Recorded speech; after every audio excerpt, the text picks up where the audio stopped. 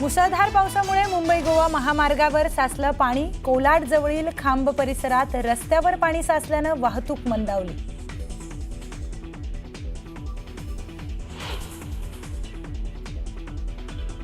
संगमेश्वर तालुक्याला पावसानं झोडपलं। डिंगणी रोड आणि कसबा रोडवर पाणीच पाणी, वाहतूकही ठप्प।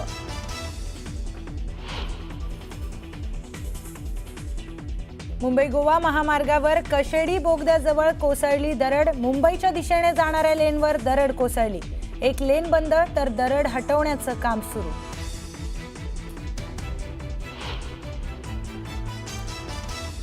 रायगड जिल्ह्यातील म्हसळा तालुक्याला पावसानं झोडपलं। ढोरजे गावाला जोडणारा पूल पाण्याखाली, तर म्हसळा दिघी मार्गावरही साचलं पाणी।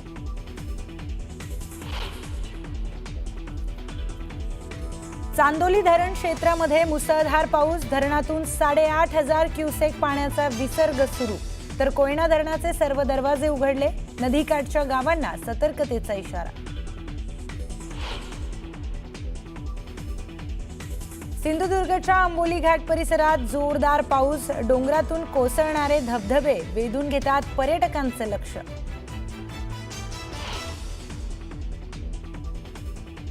छत्रपती संभाजीनगरच्या भीव धानोरा गावकऱ्यांचा रस्त्यासाठी संघर्ष। शिक्षणासाठी विद्यार्थ्यांचा तराफ्यावरून जीवघेणा प्रवास। 100 कुटुंब अडचणीत।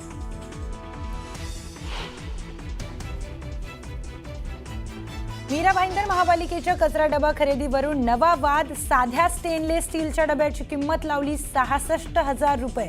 नागरिकांमध्ये संतापाची लाट। म्हाडाच्या कोकण मंडळाची लॉटरी वादात। अत्यल्प उत्पन्न गटात आमदारांसाठी 9,50,000 घर मिळत असल्यानं वाद। आमदार अत्यल्प उत्पन्न गटात येतात का, प्रशासनाला सवाल।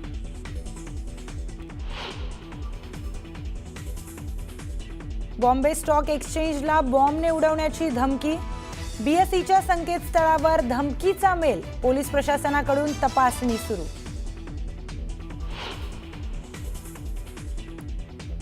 मुंबईच्या बीकेसीमध्ये सुरू झालं टेस्ला कंपनीच्या वाहनाचं शोरूम। मुख्यमंत्री फडणवीसांच्या हस्ते शोरूमचं उद्घाटन।